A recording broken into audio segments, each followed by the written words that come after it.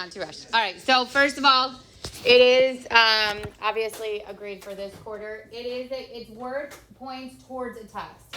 So I'll explain the difference between the two options. But basically, it's real world sinusoidal stuff. So sine, cosine stuff, okay? Your two options are, option one is to create a word problem providing parts of the sinusoidal graph. Meaning, like in this real world scenario, the time it takes to do this to this is however much time. The maximum is this, the minimum is this, right? So the sinusoidal ideas could be something that goes up and down, something that swings back and forth, something that has a circular motion. So all the things that we've kind of done in the FRQs, okay?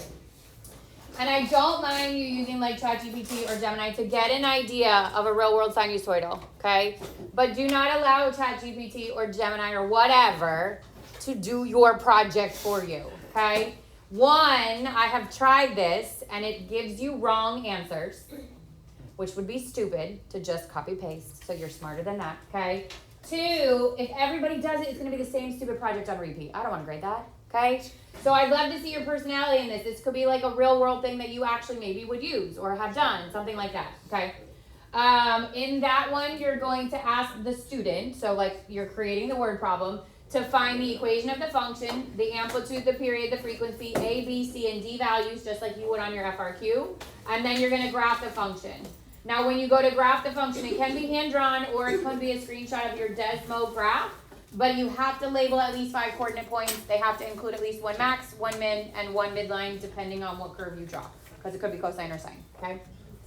Then the second option is to create another real-world scenario word problem where you generate the equation in the word problem. So the tides, produce a function, and here's my actual function of sine or cosine.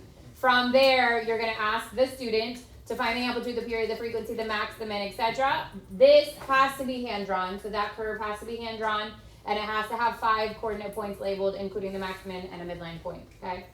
If you do what you're submitting is a blank PDF where no work is done, as though it was like going to be given out, and then a second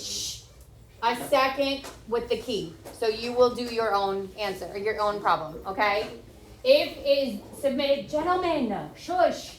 If it is submitted and it is correct and it follows the parameters, I will give you 5 points, and it will just go in your test average. So it's not like you have to tell me a specific one, it will be test points.